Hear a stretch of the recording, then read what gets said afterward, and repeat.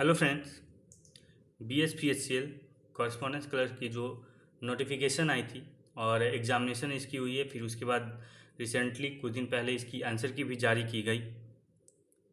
उम्मीद किया जा रहा है क्योंकि ये TCS द्वारा ली गई एग्ज़ामिनेशन है और 1:1 रेशियो में अब सिलेक्शन करना है। तो उम्मीद किया जा रहा है कि इसका जो भी रिज़ल्ट होगा बहुत जल्द ही जारी कर दिया जाएगा विभाग द्वारा। अब जब भी ये जारी करें, रिजल्ट जारी करने के कुछ समय बाद ही इनके द्वारा डॉक्यूमेंट वेरिफिकेशन की जाएगी, जिसके लिए आपको रिक्वायर्ड डॉक्यूमेंट्स रहना बहुत ही ज़्यादा अनिवार्य है। अगर इन डॉक्यूमेंट्स में से किसी भी एक डॉक्यूमेंट्स में आपकी कमी दिखती है तो आपके लिए ये सारी चीज़ें, ये सारी मेहनत बेकार हो सकती है। तो चलिए एक बार देख लेते हैं वो कौन कौन से डॉक्यूमेंट्स है, ज़रूरी डॉक्यूमेंट्स है जो आपके पास at the time of document verification वो होना बहुत ही आवश्यक है। पहला है आपका मैट्रिक सर्टिफिकेट, जो कि आपके एज प्रूफ के लिए मांगी जाएगी। आपका जो भी 10th का मैट्रिक सर्टिफिकेट होगा, CBSE वालों के लिए तो जो मार्कशीट मिलती है वही आपका सर्टिफिकेट भी होता है, लेकिन बिहार बोर्ड वाले के लिए ये डिफरेंट होते हैं। तो उम्मीद करते हैं कि आप सभी के पास ये होंगी। दूसरी है आपकी marksheet and degree certificate of requisite eligibility qualification. मतलब ये वैकेंसी आपकी ग्रेजुएशन बेस्ड थी, जिनके पास भी ग्रेजुएशन का सर्टिफिकेट्स है, मार्कशीट है। मार्कशीट तो मैक्सिमम के पास होगा और मैक्सिमम स्टूडेंट्स भी इसी पॉइंट पर फंसेंगे, क्योंकि बहुतों के पास डिग्री सर्टिफिकेट जो भी ग्रेजुएशन की होती है वो उसके फाइनल सर्टिफिकेट नहीं होता है। प्रोविजनल तो होते हैं परंतु फाइनल नहीं होते हैं। लोग या तो लेते नहीं हैं या अवेयर नहीं होते हैं इस चीज़ के बारे में। तो फ्रेंड्स, रिक्वेस्ट है जो भी अपने रिजल्ट को लेकर कंफर्म हो वो अपना डिग्री सर्टिफिकेट निकलवा लें पहले ही। किसी भी तरीके का देर ना करें। प्रोविज़नल आप दिए होंगे, आपका जो प्रोविज़नल सर्टिफिकेट का पर जो नंबर होगा वो सेम आपका नंबर होगा डिग्री सर्टिफिकेट पे भी। तो प्रोविज़नल का भी फ़ोटोकॉपी आपको रखना ज़रूरी है, उसका मार्कशीट भी आपका रखना ज़रूरी है, प्लस आपका जो फाइनल सर्टिफिकेट जो इशू की जाती है वो रहना बहुत ही ज़्यादा ज़रूरी है। प्रोविज़नल पे बहुत सारे एग्ज़ामिनेशन में, बहुत सारे काउंसलिंग में अलाउ नहीं किया जाता है। थर्ड, आपका कास्ट सर्टिफिकेट होना चाहिए और क्रीमी लेयर सर्टिफिकेट होना चाहिए बाय कॉम्पिटेंट अथॉरिटी। अगर आप किसी रिजर्वेशन को क्लेम करते हैं, अगर कोई EWS कैंडिडेट हैं, कोई EWS कैंडिडेट हैं तो उनके लिए भी कास्ट सर्टिफिकेट होना चाहिए कि वो आप यूआर कैटेगरी, आप जनरल कैटेगरी से बिलोंग करते हैं आप प्लस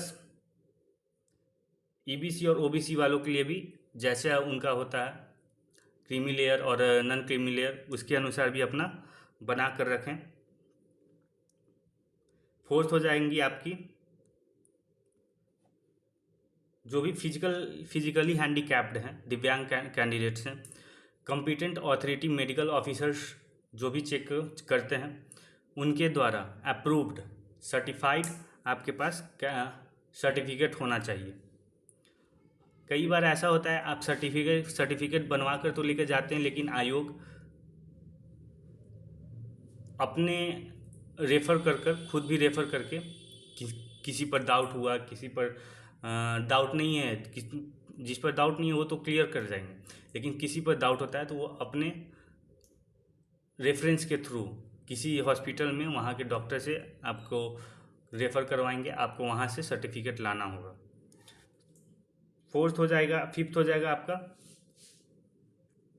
अगर आप लैंड लूजर हैं या लैंड डिस्प्लेस्ड पर्सन है तो आपको डिस्ट्रिक्ट मजिस्ट्रेट या डिप्टी कमिश्नर द्वारा सर्टिफिकेट होना चाहिए इशूड किया हुआ।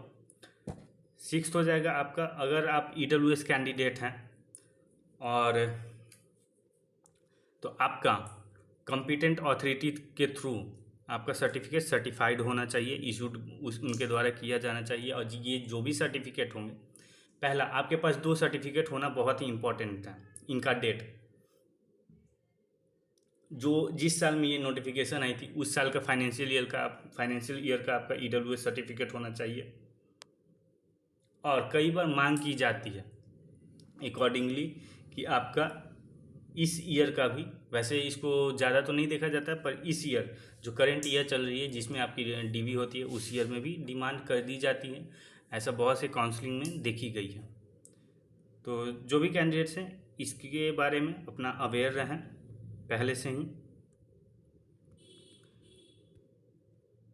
7th, अगर आप किसी भी तरीके का रिजर्वेशन को क्लेम कर रहे हैं तो आपके पास permanent domicile certificate, residential certificate Bihar का होना मस्ट है। बहुत ही ज़्यादा ये अनिवार्य है। आप अगर टेम्पोररी बेसिस पे अपना सर्टिफिकेट बनवाए हुए हैं तो प्लीज़ आप ऐसा बिल्कुल भी ना करें, क्योंकि आप फिर रिजर्वेशन के हकदार नहीं हो पाएंगे। आपको यूआर कैटेगरी में गिना जाएगा।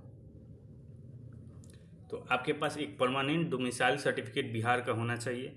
अगर आप किसी जॉब में हैं तो आपके, चाहे वो गवर्नमेंट में हो, सेमी गवर्नमेंट ऑर्गेनाइजेशन हो या पब्लिक सेक्टर में हो, तो आपको उस एम्प्लॉयर द्वारा NOC सर्टिफिकेट प्राप्त होना चाहिए। और यहाँ पर थोड़ा सा गवर्नमेंट वालों के लिए दिक्कतें आती हैं NOC मिलने में, तो अपना इस चीज़ को ख्याल में रखते हुए अपना NOC ज़रूर ले लिया करें। 9वां, आपके पास अपना आइडेंटिटी प्रूफ होना चाहिए, पासपोर्ट होना चाहिए, आधार कार्ड होना चाहिए, pan card, voter card etcetera, colour photograph और एडमिट कार्ड का जेरोक्स। ये चीज़ हैं आपके सारे चीज़। आपके पास जो भी एजुकेशनल सर्टिफिकेट है, इसमें 12th की बात नहीं की गई है, परंतु आप अपने सेफ साइड के लिए अपना जो भी सर्टिफिकेट है वो अपना रख लीजिएगा, वो इम्पॉर्टेंट होती हैं। प्लस जब रिजल्ट आएंगी और DV के रिगार्डिंग नोटिस जारी की जाएंगी, तो फिर से आपको उन डॉक्यूमेंट्स जो वहाँ पर डिमांड की जाएंगी उसके बारे में इन्फॉर्म कर दिया जाएगा। फ्रेंड्स, स्पेशली मैं बोलूँगा उन कैंडिडेट्स को जिनके पास फाइनल सर्टिफिकेट नहीं है ग्रेजुएशन की, वो इस चीज़ को ध्यान में रखें। फाइनल सर्टिफिकेट बहुत ही अनिवार्य है। बहुत सारे काउंसलिंग में प्रोविज़नल को एक्सेप्ट नहीं किया जाता है। तो जो भी कैंडिडेट्स अपने कॉलेज या अपनी यूनिवर्सिटी से नहीं निकाले हैं तो प्लीज़ इसमें, और अपने रिजल्ट्स को लेकर कंफर्म है, तो प्लीज़ आप इसमें लग जाइए, अटेंटिव हो जाइए और अपने सर्टिफिकेट्स टाइम के पहले निकलवा लें, ताकि उस समय में आपको किसी भी तरीके का टेंशन का सामना नहीं करना पड़े। धन्यवाद। आज के लिए फ़िलहाल इतना ही। जय हिंद।